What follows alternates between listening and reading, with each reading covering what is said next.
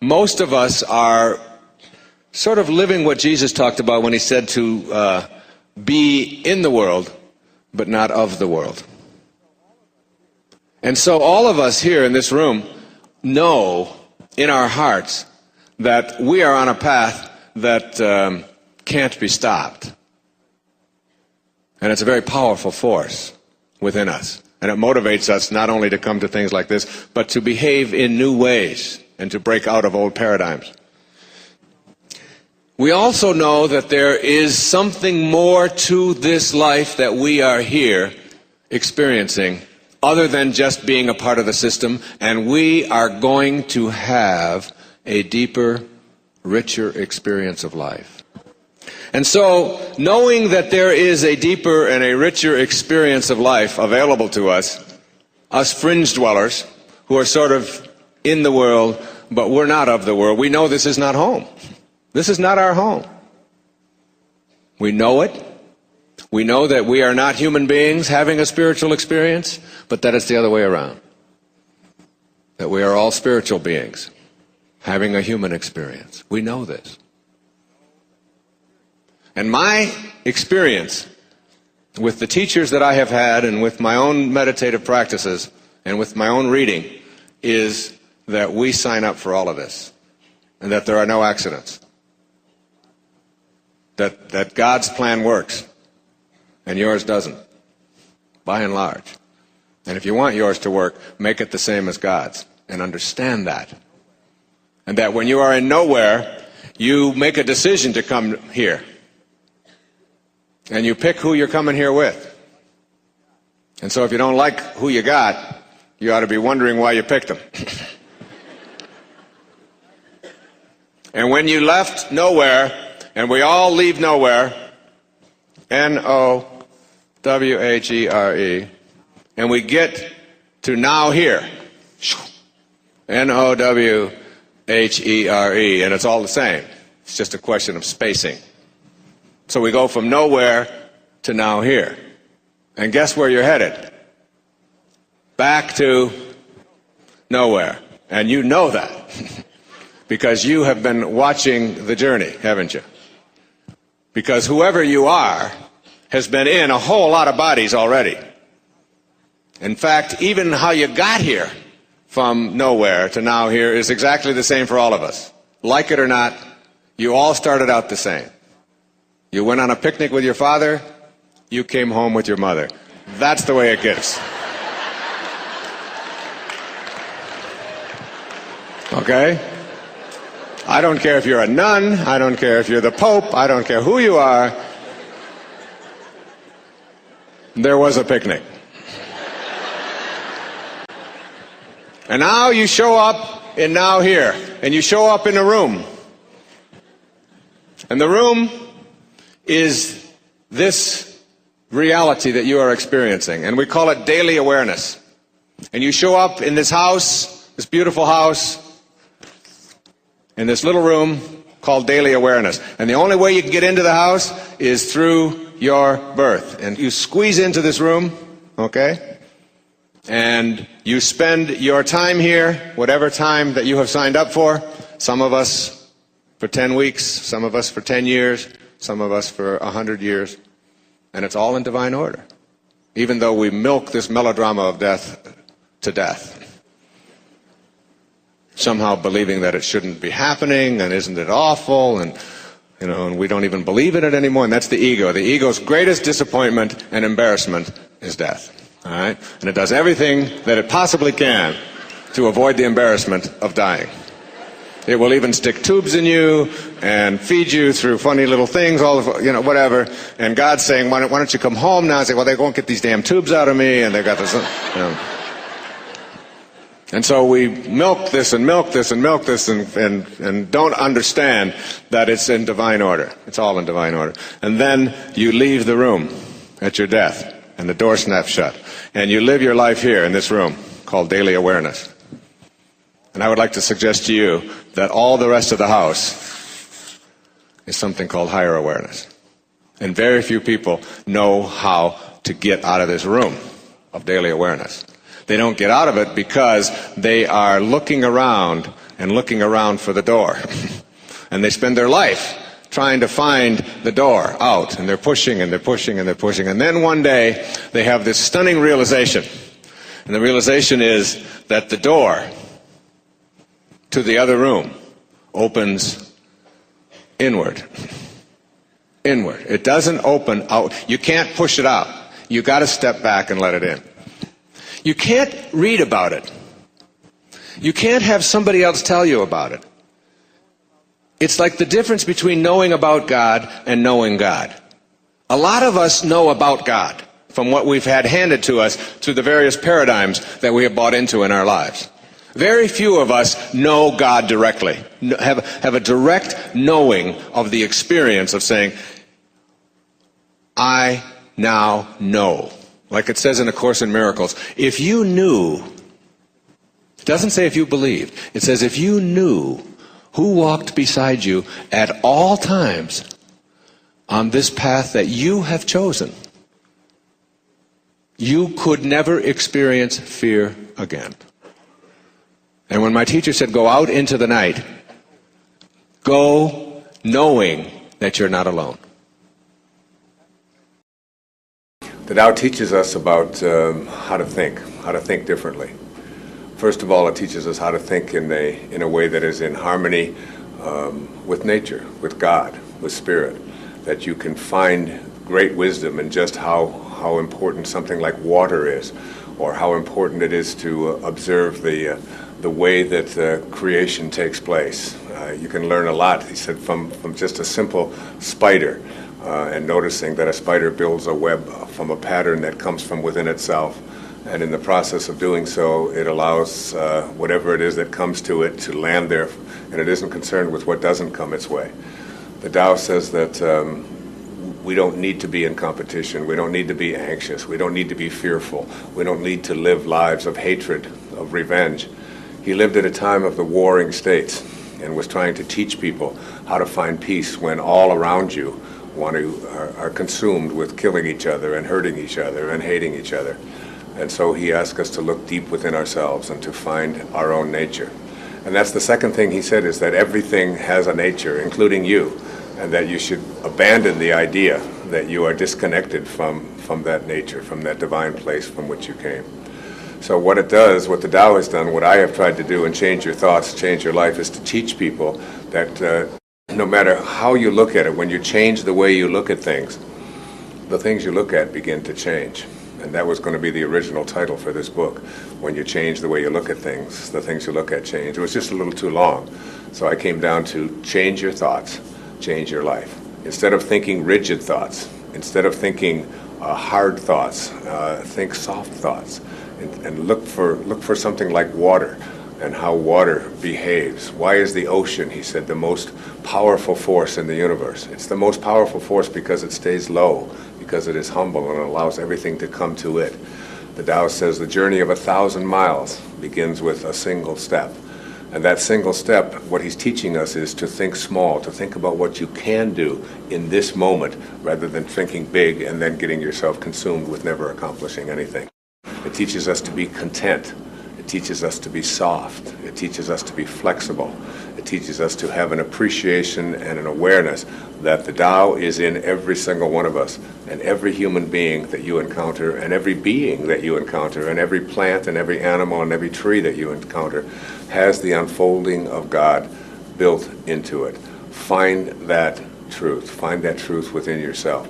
Look to your own nature. Discover that, and you'll have the greatest sense of peace you'll ever have. And I spent one entire year working on this book, living it, practicing it, and I've never been more peaceful, more joyful, and more a sense of aliveness of why I'm here and what I'm doing here. I don't question any of it. I just live in harmony with what Lao Tzu called the Great Tao. And the opening line of the Tao says, the Tao that can be named is not the Tao. You can't put a name on it. All you can do is feel it in your heart. I have now finished 67 verses of the Tao. And I've written 67 essays on when you change the way you look at things, the things you look at change. And this isn't just a clever play on words here. This is a quantum truth. my friend Deepak Chopra has often said to me, quantum physics is not only stranger than you think it is, it's stranger than you can think. So that if you look at your origination, the place that you came from, this thing that Lao Tzu called the Tao, this great source that is everywhere, there is no place that it is not. And yet it is doing nothing. And yet it leaves nothing undone. If you go out and just go for a walk this afternoon when you get home, just look at the perfection of all that is. Just look at the clouds and look at the sky and look at the ocean and look at the trees and look at the leaves, and even more important, look at the space between the leaves. And look at the invisibleness and the perfection of how everything is. There's a constancy, if you will. And this constancy is always there. Here's what Lao Tzu said in verse 29. Do you think you can take over the universe and improve it? I do not believe it can be done. Everything under heaven is a sacred vessel and cannot be controlled. Trying to control leads to ruin. Trying to grasp, we lose. Allow your life to unfold naturally. Know that it too is a vessel of perfection.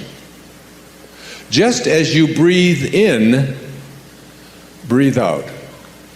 There is a time for being ahead, a time for being behind. A time for being in motion, a time for being at rest, a time for being vigorous, a time for being exhausted, a time for being safe, a time for being in danger. To the sage, all of life is a movement toward perfection. So what need has he for the excessive, the extravagant, or the extreme? There's a time for everything. Imagine if you knew this. If you really knew that what you were experiencing emotionally in your life was a part of what there is a time for.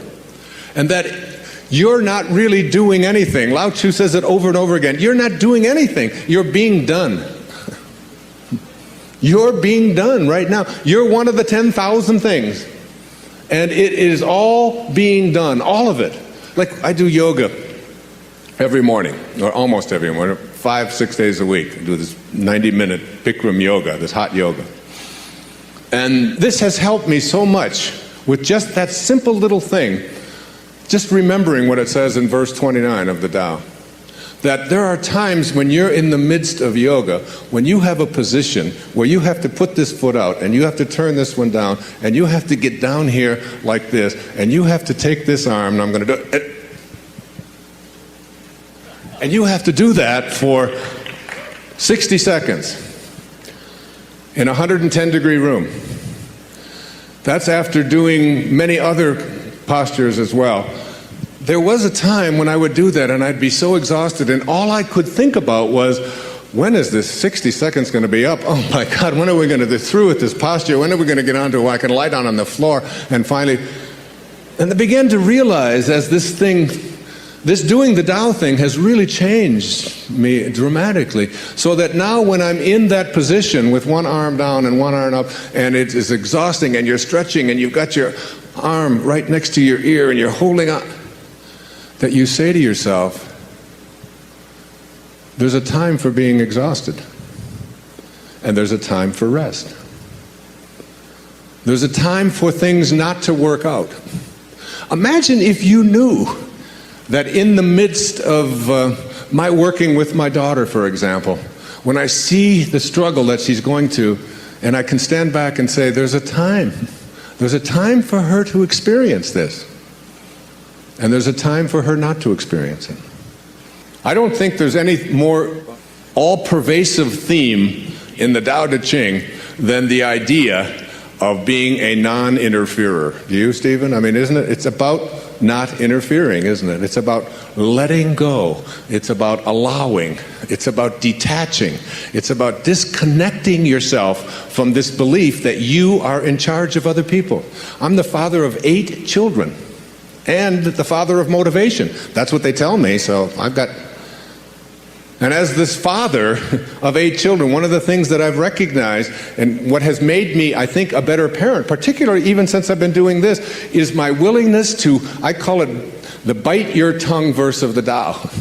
Just hang back just for a second, just as you're about to interfere, just as you're about to lay it on and tell somebody else how they should be and what they should do and how they should do it, you step back and realize that what Khalil Gibran, the great Lebanese poet, in writing in The Prophet, said was just a basic truth. Your children are not your children. They are the products of life's longing for itself. They come through you, but not for you. And you step back, and I can't even begin to tell you how freeing it is to realize that you don't have anything to do. You don't have anyone to control. You can be at peace. So, what we have to do is learn how to take this ego of ours, this part of us that believes that who we are is what we have, and what we do, and what other people think of us. But remember, if you grow up believing that you are what you do, then when you don't, you aren't. And if you believe that you are what you have, when it's gone, you aren't. And if you believe that you are what other people think of you, your reputation, which we raise people to believe, I have to be concerned with what other people think of me. Take this ego and retrain it. And one of the ways that you do to retrain it is, first, you take this idea that the ego has of fear. What are you afraid of? Anybody out there, what are you afraid of?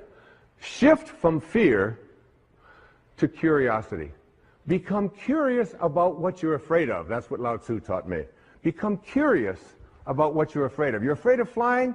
Get curious about that. Get interested in that. You're afraid of snakes, you're afraid of disapproval, you're afraid... Just shift from fear and say, I'm going to become more curious about what I'm afraid of. And then take all of the things that you're attached to, like all of your photographs, like all of your furniture, like all of your clothing, like all of the stuff that you find so much attachment to, and start letting it go. Start letting it go. You know, the day that I turned that key on May the 11th in 2006, I didn't even know where I was going. I just knew there was a shift taking place. I felt freer than I'd ever felt, I think, in my life. In my mid-60s, out there on a whole new adventure. And here we are talking about it on national television, on PBS. Take that idea that you have to be attached to things and know that you came in with nothing, with no thing. And you're going to leave with nothing, with no thing. And understand that your life is a parenthesis in eternity. Live there without attachments. And then take your need to be in control of yourself, of others, of the situation, and shift from control to trust.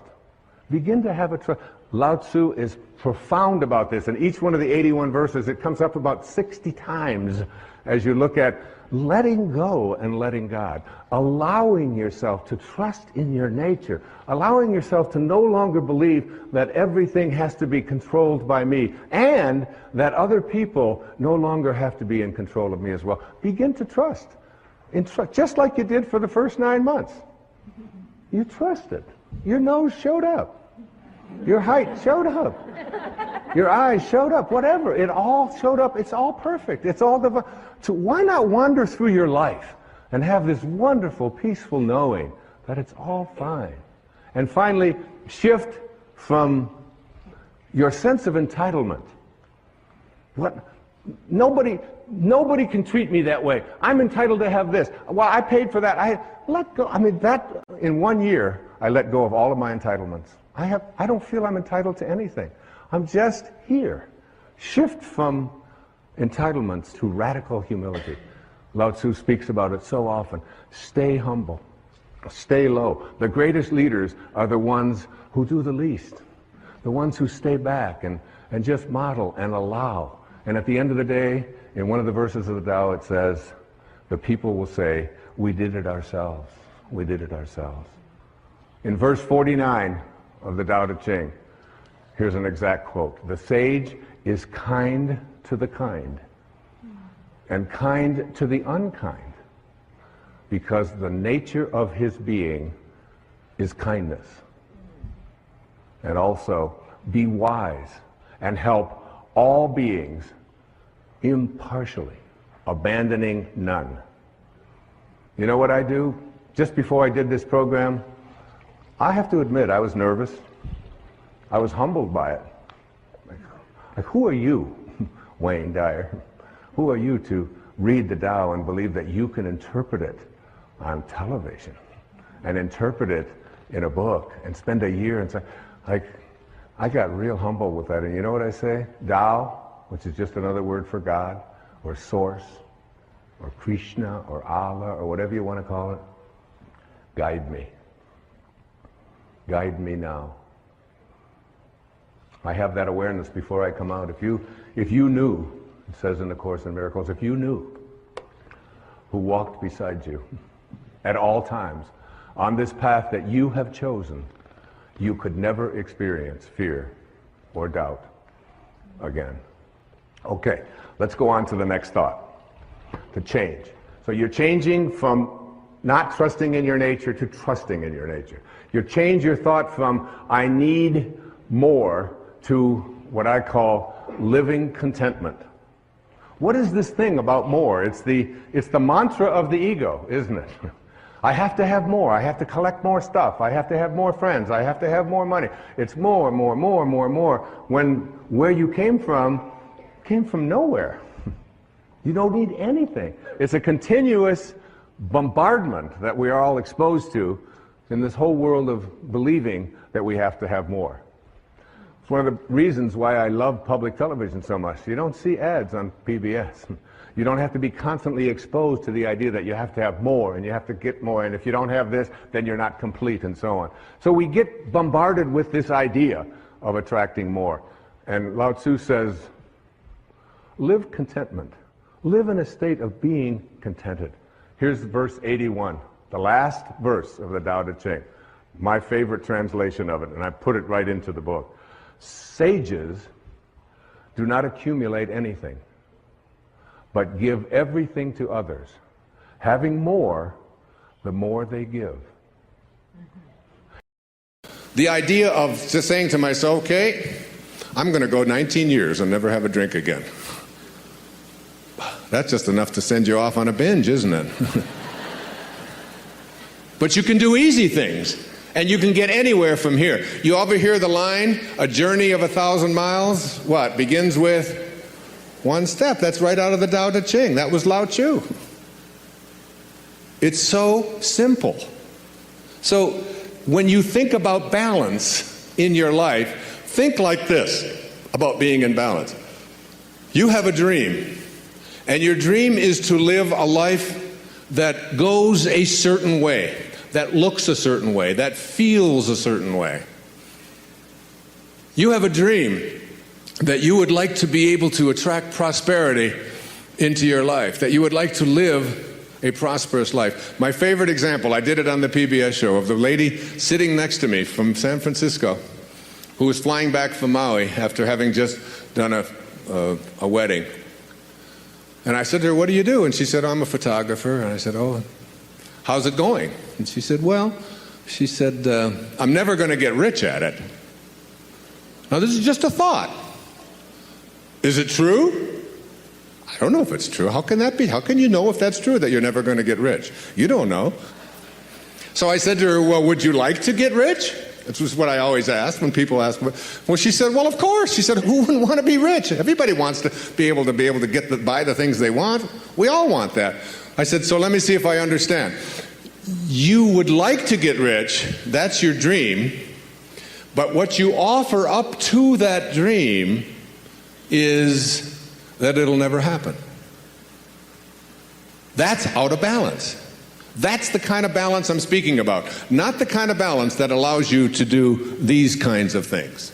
The kind of balance that you begin to realize that there's a misalignment, if you will, between what it is that you are thinking and what it is that you offer up in the way of habits to make those dreams a reality. I call it principles for creating habits to match your desire. Listen to this quote. It's from Ralph Waldo Emerson. He said, want, like what you want, is a growing giant whom the coat of have was never large enough to cover. Want is a growing giant whom the coat of have was never large enough to cover. That is, what you want and what you have are completely and totally out of balance. And Lao Tzu says this to you through me. When you put your attention on what you intend to create and you stay aligned with the way, with the source from which you came, it will show up. It has to. It has to. So that all of the deficiencies, all of the things that you want but are not able to manifest, have not manifested yet into your life, all of it is not because the universe isn't working with you. It will. It's because you are not a vibrational match, an energetic match to what it is that you would like to create. And all today is about is learning to change the way you look at your life and understanding that the life that you're living will change just by your changing your opinion about it. It's so beautifully freeing to not be concerned any longer with whether or not what you would like to have is going to show up. If you would like to accomplish something, you must first expect it of yourself. And my question to you is, what do you expect of yourself?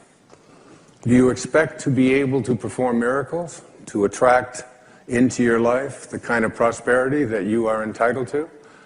Do you expect that you can manifest the kind of relationships that you would like? In order to be able to have these kinds of expectations for yourself, you have to make a dramatic change, a dramatic shift. You must change what's possible for you and what you believe is possible for you.